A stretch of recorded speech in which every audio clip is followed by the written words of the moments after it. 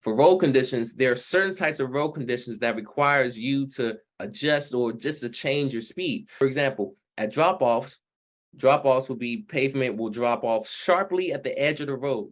So when you're driving near the edge, that can result in driving off the edge, what makes it difficult to return to the road. So in these situations, you want to avoid driving near the edge of the road as possible. Then you have foreign objects that will appear on the road that can cause damage to your vehicle, and it can cause a serious accident because it can cause damage to your vehicle, tires, wheel rims, electrical lines, and brake lines. So being aware of these types of road conditions, the drop-offs, foreign objects, and then also road construction. Road construction would be work zones. They're also considered hazardous because in construction, you have narrow lanes, sharp turns, and uneven surfaces that are in work zones because it's in the process of construction, of building, fixing, wherever it's buildings, roads, or areas. So you want to travel at or below the posted speed limit in order to safely drive and avoid any type of penalties, accidents, or damages. Then you have the weather conditions. In weather conditions, you have traction, which is the grip of the tires on the pavement. So remember, traction and visibility are two major factors that are affected by extreme weather conditions. So if you have less friction between the vehicle's tires and the load, then that means the less traction or control you'll actually have. So you need to slow down to maintain traction and give yourself time to react or respond safely and accordingly.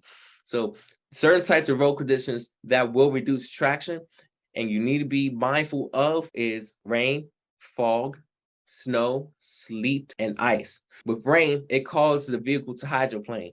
So you have white foam. Usually it's an indication of oil and water mixing together when you're driving on the road. And when that happens, it shows that the road is slippery. So in these situations, you want to reduce the speed by 1/3 of the speed. And then in fog, that limits your ability to see far ahead and to make good judging distances. So that's why in fog, you want to use your low beam headlights in fog. Remember that. In snow, that causes to reduce the traction and it limits the visibility. So it's a combination of it reduces the traction, your ability to control the vehicle, and then it has limited visibility for you to be able to see the road in distance. So that's why you want to reduce your speed by 1/2 in snow conditions. Then you have sleet, which is a mixture of rain and snow. Now that reduces traction and it causes the vehicle to hydroplane. So in here, you want to reduce your speed by 1/3 to 1/2. That's important. In sleet weather, reduce your speed by 1/3 to 1/2.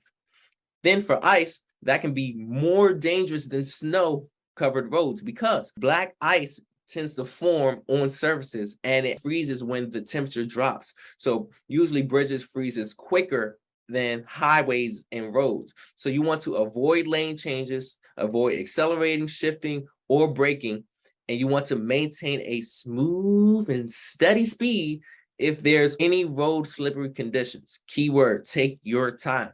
Now note, the vehicle is equipped with ESC, or if a vehicle is equipped or has ESC, electronic stability control system, that is a safety feature that is helpful. It's accessory. It helps, but you do not want to solely rely on that system when you're controlling the vehicle because it's your responsibility to control the vehicle, not being dependent on certain systems. Now, other types of weather conditions is night driving. Main thing to keep in mind is hazardous. It's not as easy to see. Potential hazards is not as easy to see, and you may not recognize them quickly during nighttime versus if you were driving during the day. So that's why, especially at night, reduce your vehicle speed, increase your following distance, meaning separate yourself, have a good, nice following distance, a separate following distance, and drive within the range of your headlights, especially when you're going around curves.